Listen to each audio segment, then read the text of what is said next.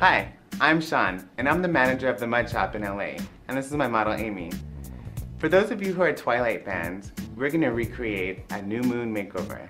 To achieve a fair porcelain look, I will use Mud's highlight and shadow palette, a blend of DCL9 and highlight. I'm going for a wash, so I'm using Mud's face primer to thin out the product. By dipping in the primer and base, it allows me to control the coverage.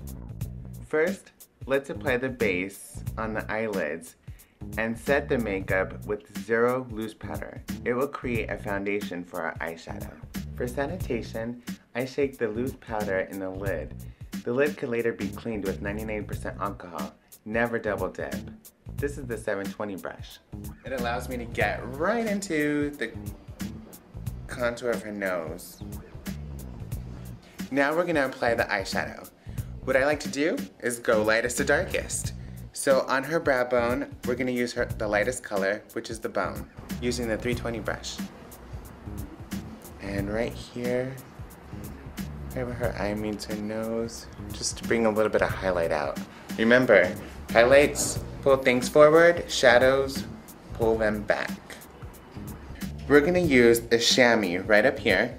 We're gonna use that just above her contour. Remember, you want to blend upwards using a circular motion, and that'll soften it up. Now it's time to smoke out the eye.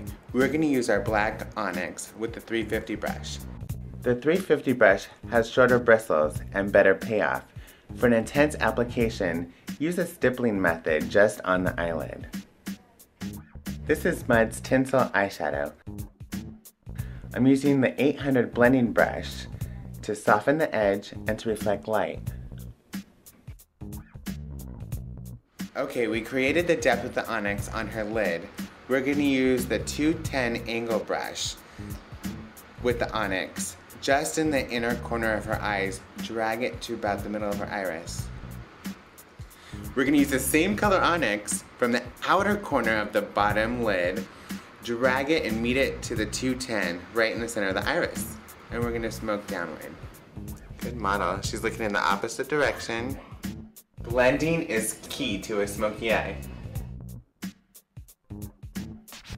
And start her base foundation. Now what I'm doing is a really light wash with a light foundation. You want to choose a color that looks similar to porcelain because the vampires are very statuesque.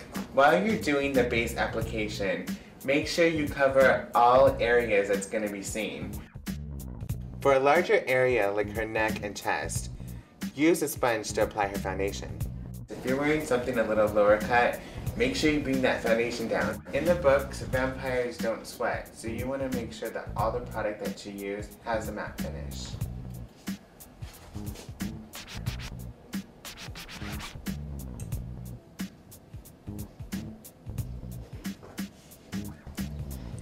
After you set the foundation with powder, I'm going to create a wonderful contour using a dual finish mineral powder, DFD2, and a 510 brush.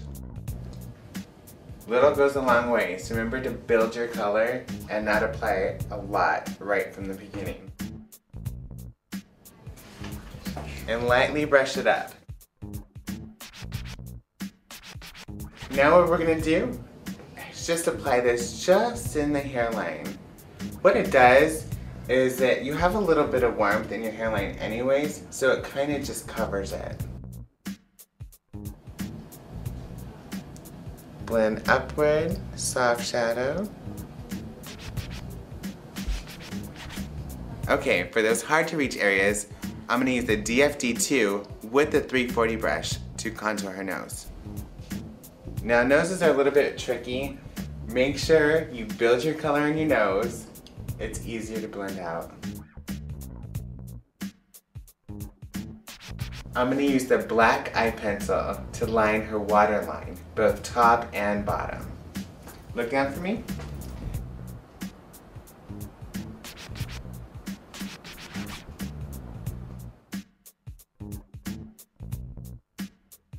Put the glue on the hand. Make sure it has a little air so it gets a little tacky.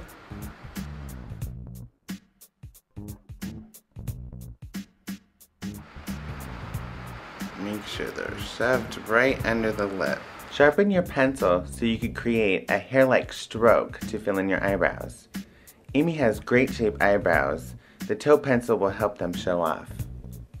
Now I'm going to use maple, which is like a light, warm brown color. And I'm just going to line her lips and fill them in. We want to continue with a matte lip.